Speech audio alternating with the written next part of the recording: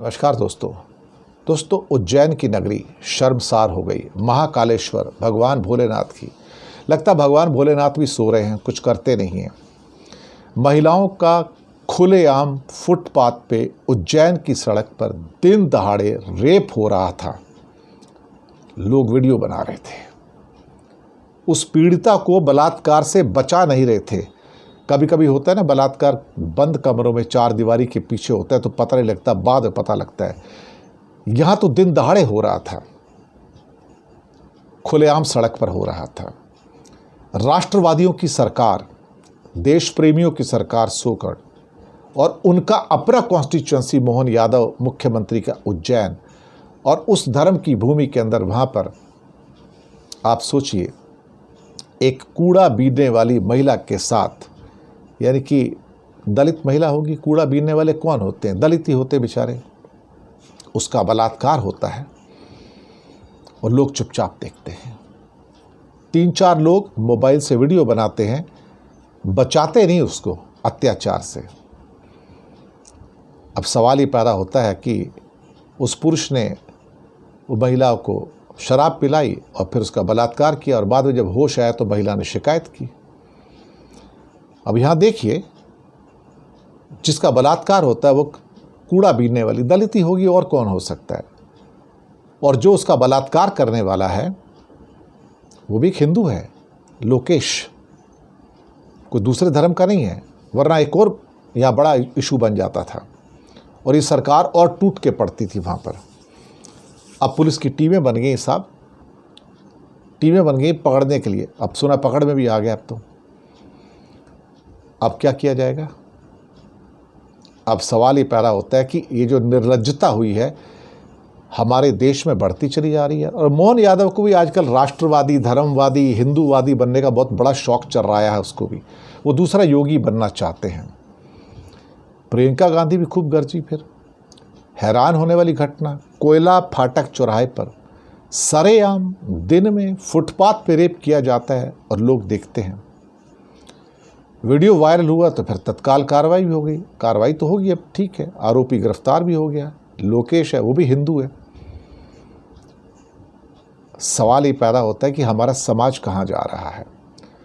प्रियंका गांधी ने भी कहा स्थिति बहुत ही भयानक है, पूरा देश सन्न है, हमारा समाज किस दिशा में जा रहा है। लोग बलात्कार से उस महिला को बचा नहीं रहे, उसका वीडियो बना रहे हैं, कम से कम 3 से 4 आदमी। मानवता कलंकित हो रही है। धर्म नगरी उज्जैन महाकालेश्वर शर्मसार हो रही है।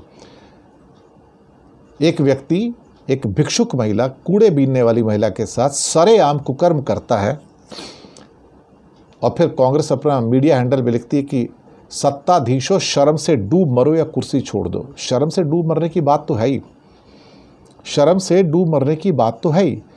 तो जीतू पटवारी ने सही तो लिखा है कि ये काला टिक्का अभी जो लगना था उज्जैन की नगरी पे ही लगना था, कि उज्जैन की नगरी अब बलात्कार की नगरी के हिसाब से गिनी जाएगी। यहाँ दिन में बलात्कार होते हैं, सड़क पर स्तब्ध हैं, खुलेआम दिन दहाड़े, मोहन यादव के राज में। सरकार खत्म, सरकार का इकबाल खत्म, व्यवस्था खत्म, व्यवस्था का इकबाल खत्म। दलित और आदिवासी महिलाओं के साथ ऐसे अत्याचार होते रहेंगे। तो कांग्रेस कहती है शर्म से डूब मरो या कुर्सी छोड़ दो। और अभी भी आपके खून में उबाल नहीं आ रहा है तो निर्लज्ज व्यवस्था है और बेशर्म व्यवस्था है। क्या कहा जाए, जंगल राज है, सुरक्षित नहीं है। और ऊपर से मध्य प्रदेश बीजेपी के अध्यक्ष वी.डी. शर्मा, राष्ट्रवादी, उन्हें इस घटना के अंदर कोई बहुत बड़ी बात नजर नहीं आती है। बहुत मामूली सी बात है कि विपक्षी दलों के पास कोई मुद्दा नहीं है और वह हर प्रकार की छोटी मोटी दुर्घटना को बड़ा रूप देने का प्रयास करते हैं। तो आपने कलकत्ता में क्या किया फिर? क्या वो इतनी बड़ी दुर्घटना थी, ये घटना थी कि जिसको आपने इंटरनेशनल लेवल पे पहुंचा दिया? नहीं ना।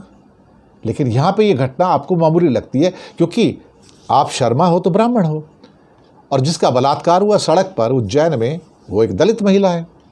सही बात है ना। तो आपको ये घटना बहुत छोटी सी लगेगी, बल्कि आपने इसको दबाने का भी प्रयास किया होगा, और हो सकता है पुलिस ने टालने का प्रयास भी किया होगा। लेकिन अल्टीमेटली शर्मसार तो मुझे लगता है कि भोलेनाथ भी हुए होंगे आज। पर आजकल भोलेनाथ भी नहीं आते किसी को बचाने को। हम उनकी पूजा पाठ करते, बहुत लोगों को दुख होगा, लेकिन समझ नहीं आता कि अगर इंडिया में रोज़ इतने बलात्कार हो रहे हैं और अभी नोएडा के अंदर 6 साल की बच्ची का यौन शोषण हुआ है, कल ही हुआ है, और उसके प्रिंसिपल और 2-4 लोगों को पकड़ा गया और उनको जेल भेजा गया है, नोएडा उत्तर प्रदेश के अंदर ये हुआ है। तो योगी जी भी जवाब दे दें उसका, ज़रा थोड़ा बहुत उनको पता लग जाए कि रोज़ की घटनाएं, मतलब भारत तो crime capital of the world बन गया इस time, crime capital of world. जितनी मात्रा में यहाँ पे बलात्कार, हत्याएं, यौन शोषण और बाकी चीज़ें, अपहरण हो रहे हैं, इतनी दुनिया में कहीं है ही नहीं।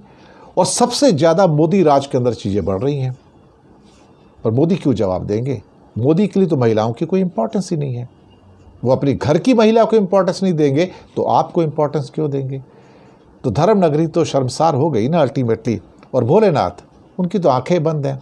लोग कहते हैं उनका तीसरा नेत्र खुलेगा। भैया एक ही नेत्र खोल लो, तीसरे नेत्र की ज़रूरत नहीं है।